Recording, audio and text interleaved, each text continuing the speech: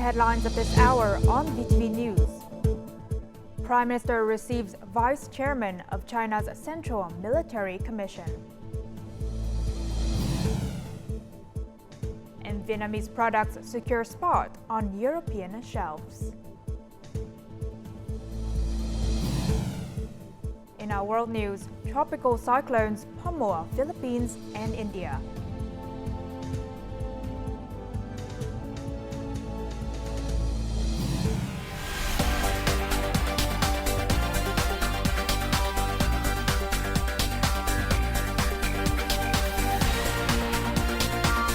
Broadcasting from Hanoi, the capital of Vietnam. VTV News starts right now. Good afternoon. It is 3 p.m. local time and you're tuning in to VTV News. I'm Huynh Trân with the top stories. Prime Minister Phạm Minh Chính received General Zhang Yuxia, Politburo member and Vice Chairman of China's Central Military Commission, in Hanoi on Saturday morning. The Prime Minister praised the significance of General Zhang's first visit to Vietnam in his current role, which actively supports the realization of shared strategic goals between the two nations. He emphasized that strengthening relations with China is a priority in Vietnam's foreign policy.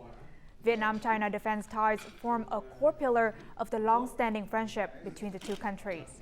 The Vietnamese Prime Minister proposed expanding defense cooperation in areas such as defense industry, military trade, human resource training, and strategic research.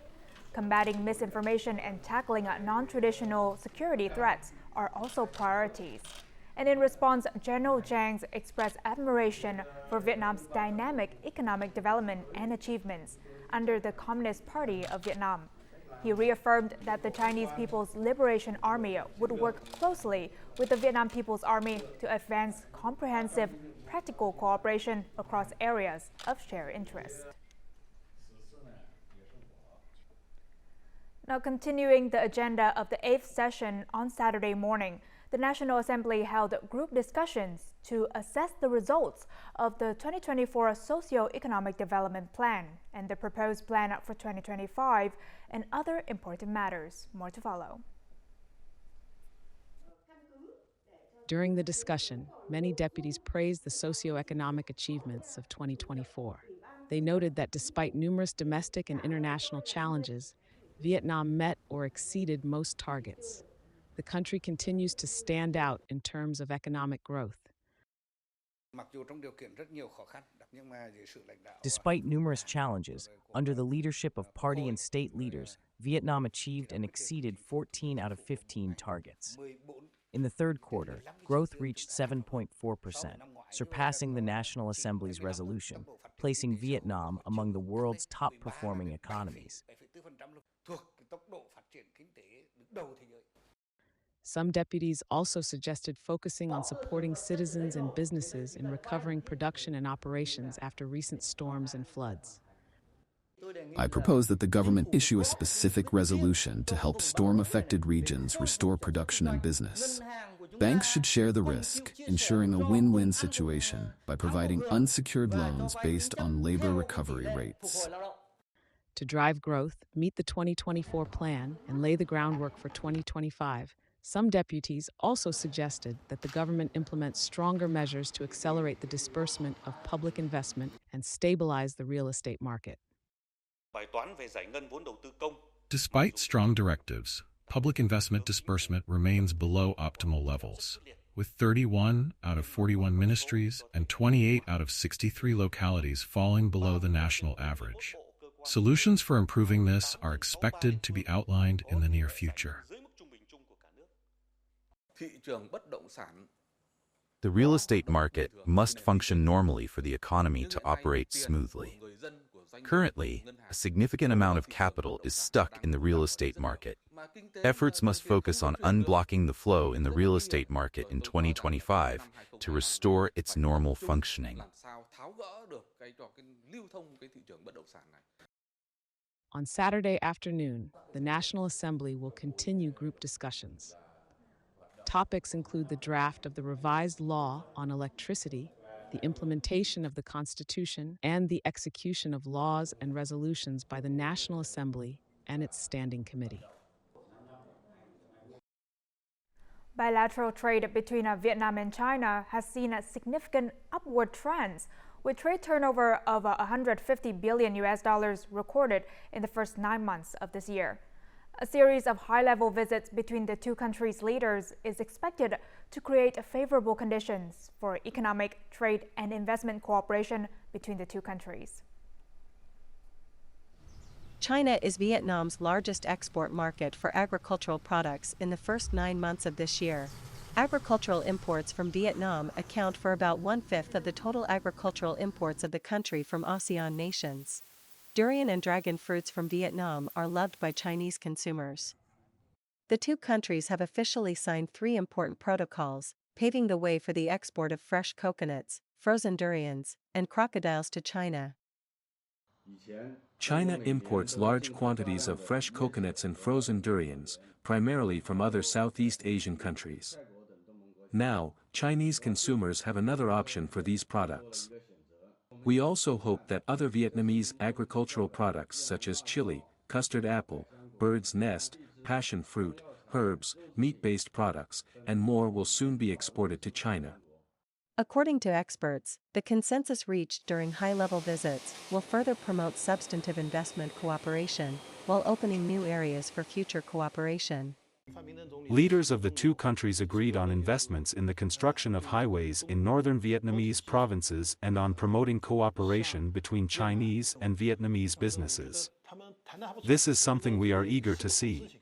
The two countries also agreed to select reputable enterprises with advanced technology to invest in each other's countries.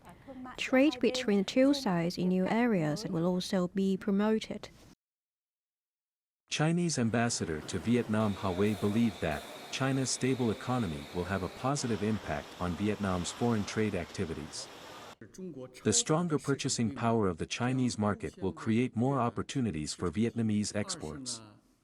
Moreover, a new wave of Chinese investment will also bring opportunities for Vietnam to further integrate into the global supply chain. Vietnam-China import-export turnover this year may reach or even exceed the target of $200 billion. Vietnamese agricultural products and processed foods continue to make their way into European markets through various channels. Export businesses and Vietnamese trade offices in Europe are actively forging connections with European businesses, from large retailers to small shops. More to follow. While Carrefour Ganchorin bears the name of the well-known French retail chain, it operates as a franchise. The parent company provides 70% of the products, allowing the franchise owner flexibility to source the remaining 30%, as long as it does not violate the chain's business policy.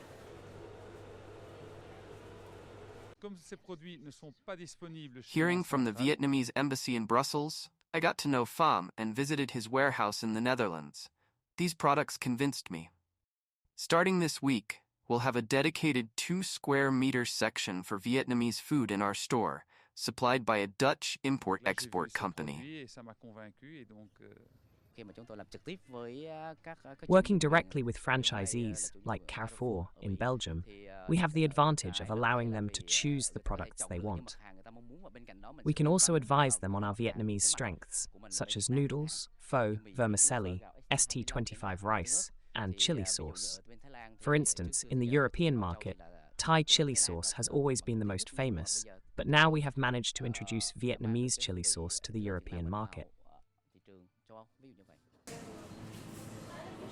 Vietnamese importers are exploring various channels to reach European consumers. Selling in bulk to large retailers like Carrefour is ideal with its 13,000 stores across multiple countries. They're also negotiating with food processors, caterers, and even individual stores.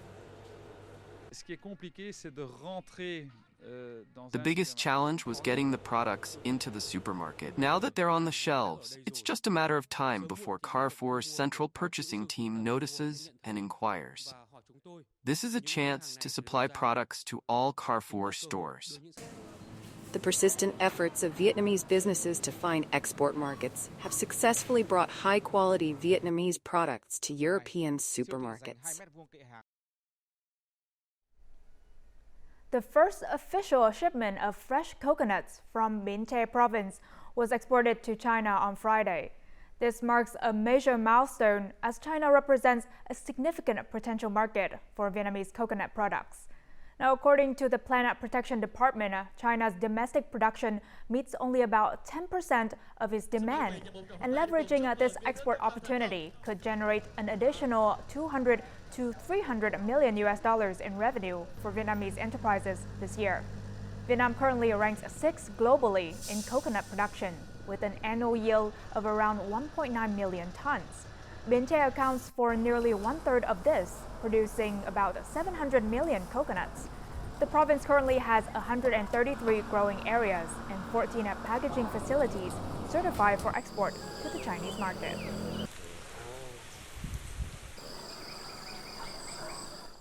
Vietnamese shoppers are spending an average of nearly $1 billion each month on online shopping across 5 major platforms: Shopee, TikTok Shop, Lazada, Tiki, and Sendo. This was highlighted in the latest third quarter e-commerce market report by Metric. The report indicates that total online sales transactions for the first 9 months reach around $8.9 billion, up 37% compared to the same period last year. This robust figure underscores the strong attraction and growth potential of Vietnam's e-commerce sector. And with the upcoming end of the year shopping festivals, there is ample room for further growth in this booming market.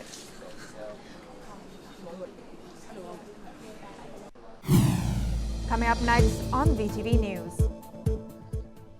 Registration and inspection of fishing vessels accelerated.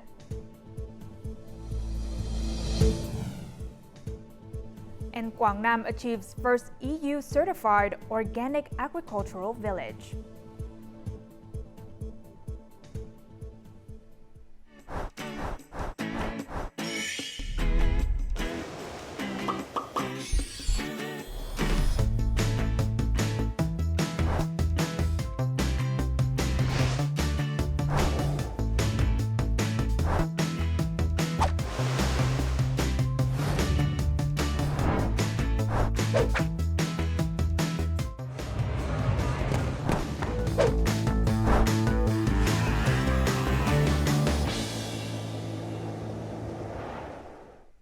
Welcome back to VTV News.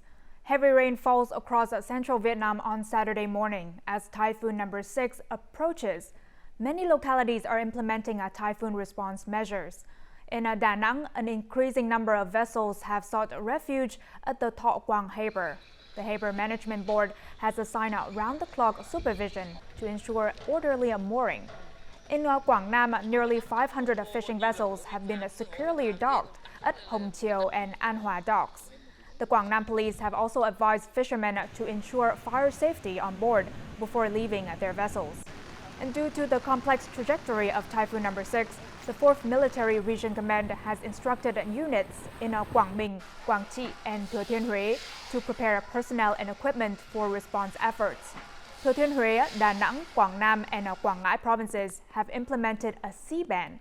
Quảng Trị will announce its own ban on a Saturday afternoon, while Quảng Bình will restrict sea activities starting Saturday night.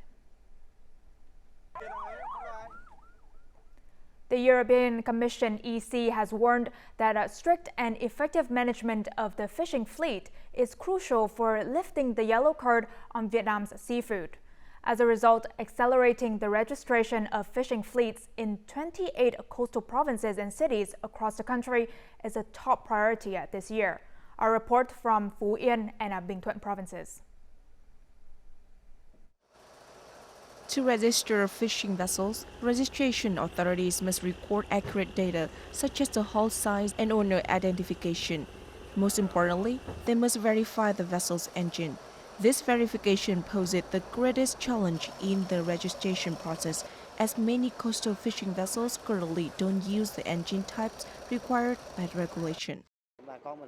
People buy and sell vessels, repairing them as needed. But purchasing cheap engine makes it impossible to complete the registration process. The issue of using equipment or machinery that does not meet the required standards and conditions has been discussed for the development of more specific guidelines. Bình Thuận has a significant number of 3 no-fishing vessels, over 2,500 in total. Additionally, 3,220 vessels are due for re-inspection after 5 years. However, as of now, only 680 of these expired fishing vessels in Bình Thuận are undergoing the re-inspection process. Local authorities in relevant sectors continually inform fishermen, ensuring they meet with registration officers for guidance when returning to shore. A task force was established to visit 4 key areas, with leadership from the sub-department directly overseeing the implementation.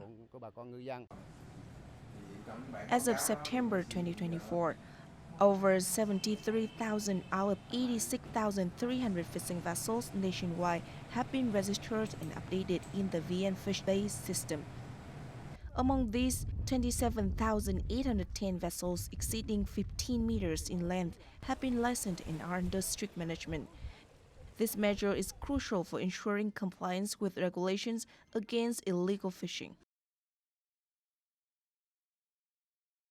Organic farming, seen as a key to sustainable development, is growing in popularity among Vietnamese businesses, producers, and consumers. In Quảng Nam province, after over 8 years of dedicated efforts, farms in Xuân Nam village have earned international organic certification from the US, EU, and Japan. This achievement is thanks to the collaborative partnership between farmers, the government, and businesses. It's harvest seasons for sesame and beans in Xuân Nam village, Đại Thắng commune, Đại Lộc district, Quảng Nam province. While the yield may be lower than that of conventional farming, they are satisfied with the higher value of their organic products, which are safer for consumers.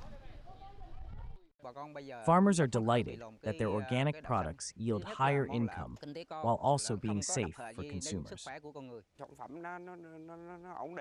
Products are stable, prices are higher than in the market. So farmers have become more confident about growing beans and sesame since 2016. Over 8 years, Xuân Nam villagers have overcome challenges to adopt organic farming practices. They gradually shifted their mindset, recognizing the importance of safe and eco-friendly agriculture. Their organic peanut and black sesame cultivation had expanded from a few hectares to nearly 7, with guaranteed sale to new food company.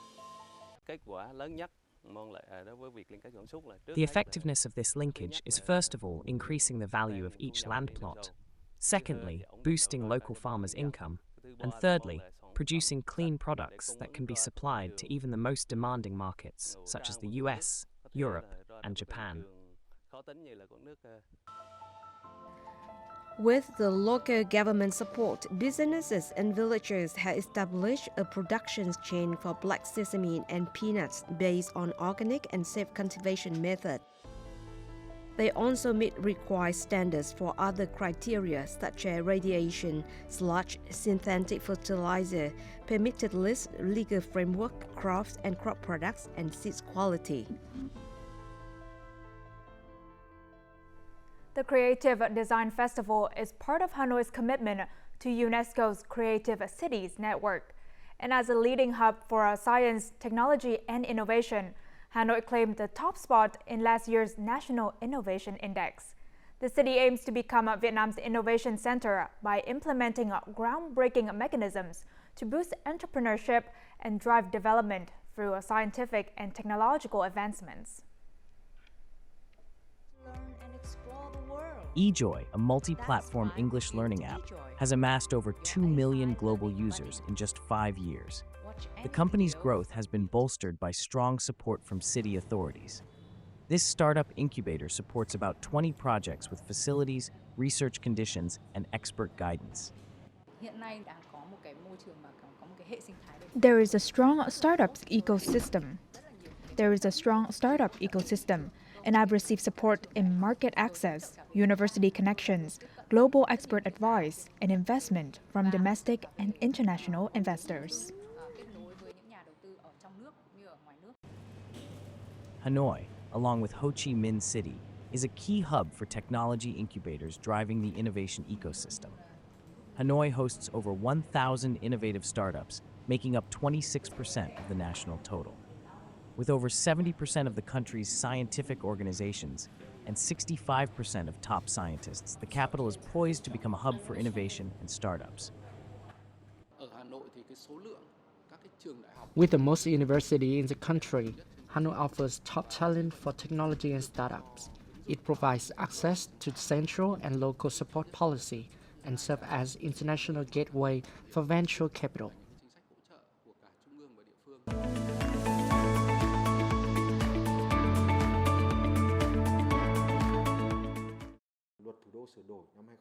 The 2024 Capital Law introduced key changes for science, technology, and innovation, enabling controlled trials and allowing institutes to establish businesses. Hanoi is boosting investment, aiming to allocate 1% of its GRDP to science and technology. The 2024 Capital Law introduced key changes for science, technology, and innovation, enabling controlled trials and allowing institutes to establish businesses. Hanoi is boosting investment, aiming to allocate 1% of its GRDP to science and technology. The city is implementing the Capital Initiative Network to foster strong connections between policymakers, intellectuals, and entrepreneurs to address specific challenges in Hanoi's development in the coming years. The 2024 Hanoi Creative Design Festival, running from November 9th to 17th, will introduce a new experiential format with festival spaces arranged along designated routes. The main route will center on August Revolution Square, featuring two primary axes, north-south from Lý Thái Tổ Street to Lê Thánh Tông Street, and east-west from Bắc Cổ Slope to Trang Tiền Street. The festival will connect iconic architectural sites tied to Hanoi's history, seamlessly blending cultural activities along streets and parks to create a vibrant cultural landscape. Visitors can enjoy about 80 creative events and activities along this route. Additionally, the route's design encourages tourists to explore freely and tailor their experiences according to their preferences. The 2024 National Cải Lương Festival officially opened in Cần Thơ City on Friday night. The event brings together talented cải lương artists from across Vietnam to celebrate their deep love for this traditional performance art. Cải lương, or Vietnamese Reform Theater, is a form of a modern folk opera, and this year the festival has attracted over 1,000 artists and performers from 29 professional cải lương troupes, including both public and private groups nationwide. A total of 33 cải lương plays will be performed, each capturing the distinct characteristics of Vietnam's regions. The festival began with the Chất Ngọc Cầm Thi Giang by the Tây Đô Theater, depicting the cultural icon Mộc Quán Nguyễn Trọng Quyền, who established the first cải lương troupe in the southern region of Vietnam. The play not only honors traditional values, but also reflects pride in the history of Southern Cải Lương. And the 2024 National Cải Lương Festival will run until November 15th. Coming up next in our world news. Tropical cyclones pummel Philippines and India.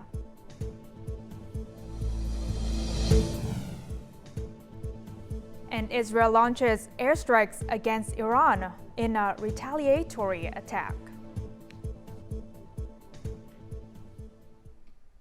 Now moving on to our world news. Two tropical cyclones have barreled through Asia, prompting the evacuation of hundreds of thousands of people in the Philippines and India.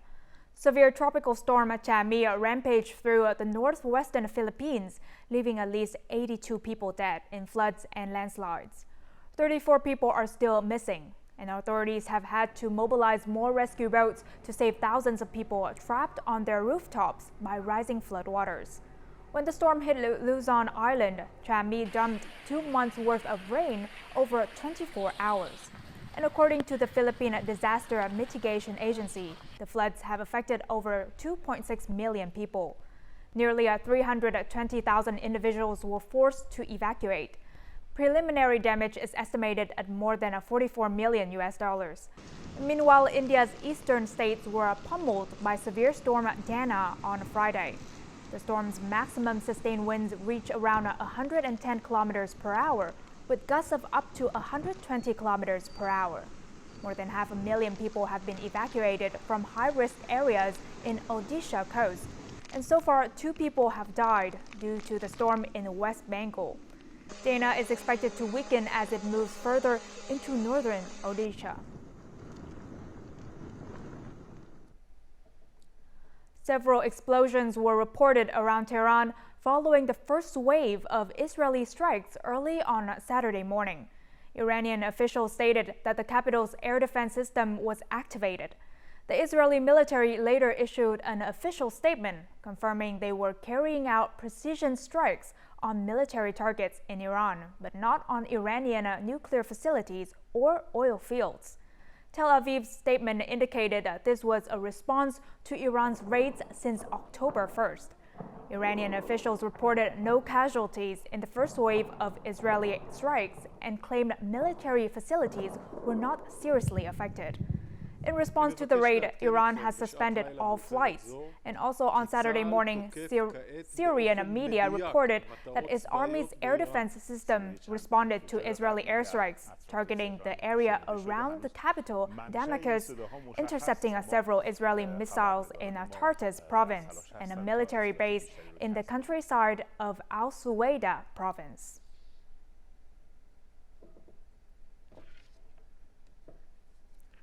Samoa, a small island nation in the South Pacific Ocean, boasts a pristine marine ecosystem. However, its beaches face various climate change impacts, including coral bleaching, loss of livelihoods, and shoreline erosion. And in response, one Samoan has tapped into her seafaring heritage to navigate and mitigate these challenges through workshops and sea voyages. This traditional Polynesian canoe, known as a gaualofa, is one of only 7 of its kind in the world.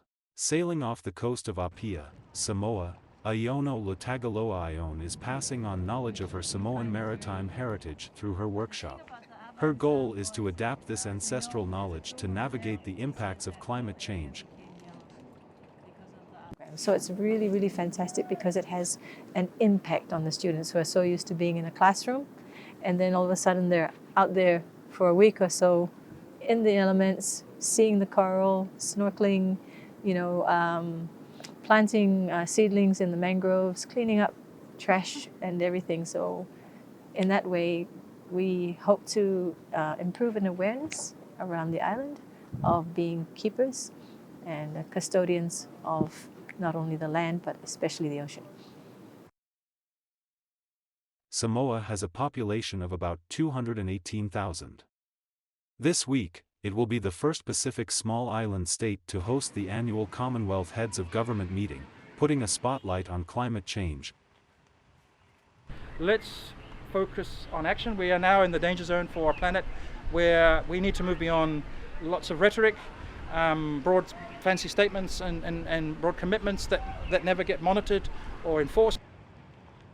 Over half of the Commonwealth's members are small states, many of them island nations facing the threat of rising sea levels due to climate change. The leaders are expected to issue a declaration on ocean protection, with climate change being a key topic for discussion.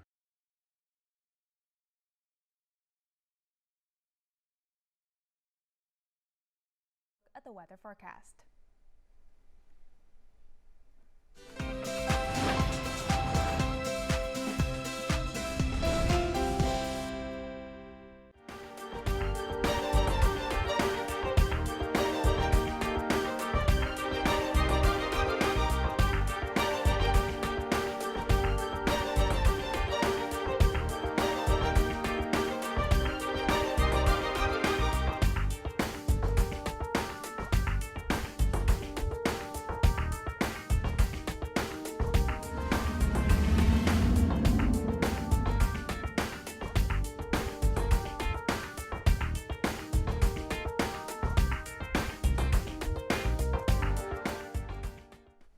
And that's all the news we have for this hour. To rewatch our program, you can download our mobile app VTVgo or check out our YouTube channel VTV4Go. Thank you for watching and see you next time.